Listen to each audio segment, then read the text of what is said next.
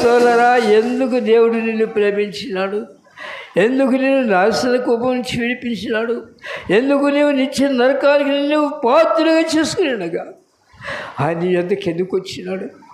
నిన్ను విడిపించుటకు, ఎలాగా చీకటిలో ఉన్న నిన్ను వెలుగులోకి నడిపించాలని, లోకంలో నిన్ను లోకం నుంచి వెలుపడికి తేవాలని దేవుడు నిన్ను ప్రేమించినాడు. లోకం నుండి వెలుపటికి వచ్చిన మనుషునికి లోకముతో సంబంధం లేదు. చీకటిలోంచి వెలుగులోనికి వచ్చిన మనుషులు చీకటిలో నివసించడానికి అవకాశం లేదు. చీకటి లోకము శత్రు యొక్క స్వాస్థ్యములు, వెలుగు లోకము నుండి వెలుపడ పరలోకము దేవుని స్వాస్థ్యము.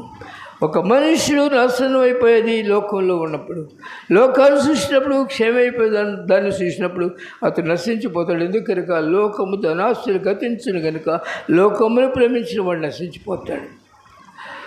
అయితే దేవుని ప్రేమించేవాడు నిత్య జీవములకు పాత్రగా ఉంటాడు కనుక అతడు వెలుగులోకి వచ్చిన తర్వాత, లోకం నుంచి బయటకు వచ్చిన తర్వాత అతని జీవితము క్రీస్తులో వెలుగుతూ ఉండాలి, వెలుగుతూ ఉండాలి, వెలుగుమయంగా ఉండాలి.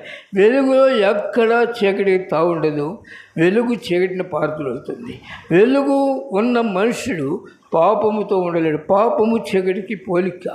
పాపమును అసహించుకుంటాడు. వెలుగులో పాపం కనిపిస్తుంది కనుక ఆ మనుషుడు దేవుని దగ్గర. అయితే ఇక్కడ మనం చూసినట్లయితే రక్షింపబడిన ఒక మనుషుడు దేవుని వెలుగులో నడుస్తూ, నన్ను దేవుడు బయటకు తీసిన కనుక నేను ఆయన నామమును ప్రచురణ చేయాలి, ఆయన కొరకు నేను జీవించాలి, ఆయనకు నేను సాక్షిగా బ్రతకాలి. ఆ మంట అతనిలో ఉంటుంది కనుక అతడు నాశన కోపం నుంచి ఎప్పుడైతే బయటకు వస్తాడో సాష్టాంగపడి దేవుని సన్నిధిలో తన జీవితాన్ని అప్పగించుకుంటూ, ప్రభువా నన్ను ఎందుకు పిలుస్తున్నారు, నేనేమి చేయాలి అడుగుతూ ఉంటాడు. దేవుని ఎద్దుకు వచ్చిన తర్వాత మనుషులు వెలుగులోకి వచ్చారు కనుక వారు లోక సంబంధ విషయం మీద మనసు పెట్టరు. అలా మనసు పెట్టే మనుషులు రక్షణ లేని వ్యక్తి, దేవునిలో లేని వ్యక్తి. ఎందుకు తెలుసురా?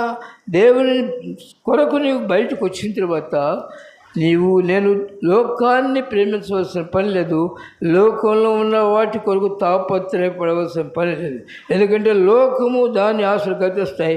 నాశన కోపంలో నువ్వు ఉండుటకు ఇష్టపడిన ప్రభువు నేను నరక ద్వారంలోకి వెళ్తున్న నిన్ను బయటికి తీసినాడు. ఎంత ప్రేమమేంటి అయినా నీవు నేను నశించిపోవటం ఇష్టపడక తన జీవితాన్ని త్యాగం చేసి లోకంలోనికి వచ్చి దాసుడిగా వచ్చి యజమాని అయిన దాసుని స్వరూపులను ధరించి వెతుకుతూ వచ్చినాడు. అయితే దేవుని ప్రేమను అర్థం చేసుకున్న మనుషుడు వెనుకకు తిరుగుతాడు. తన జీవితంలో మార్పు రావాలి, వెనుకకు తిరగాలి. లేని పక్షులు అతను ఆ మార్గంలో వెళుతున్న దేవుని కలిగి ఉన్నాడంటే దేవుడు నీ వెంటరాడు, కానీ నిన్ను బట్టి ఏడుస్తూ ప్రవక్తలను, బోధకులను, సేవకులను నీకు పంపిస్తూ ఉంటాడు. వారి ద్వారా నీవు వింటున్న సమయంలో నీ హృదయమును ఆయన సిద్ధపరుస్తూ ఉంటాడు. ఆయన చెప్పినారు, నీలోని రాతి గుండెని తీసేసి నీకు నేను మాంస హృదయాన్ని ఇస్తాను. మాంస హృదయం ఎప్పుడు కూడా కరిగిపోతుంది, కానీ కఠినం కాదు. గుర్తుపెట్టుకోండి, రాయి కఠినమవుతుంది, రాతి గుండె కఠినం అయిపోతుంది. దేవుని ప్రేమ నిన్ను తాకుచున్న సమయంలో నీ హృదయమును దేవునికి ఇవ్వాలి. అందుకే దేవుడు నిన్ను పిలుస్తున్నాడు.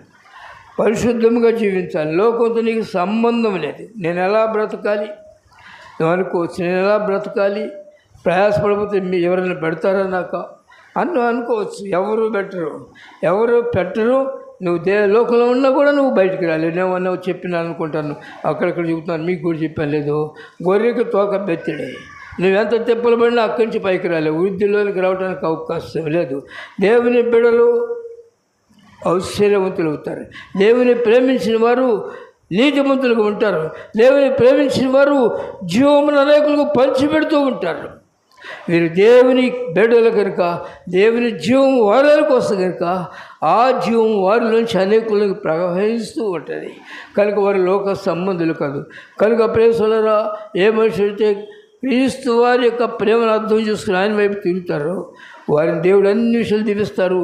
కనుకనే క్రైస్తవ జీవితంలో మొట్టమొదటిగా నువ్వు రక్షింపబడి నీవు లోకం నుంచి బయటికి రావాలి. చీకటిలోంచి బయట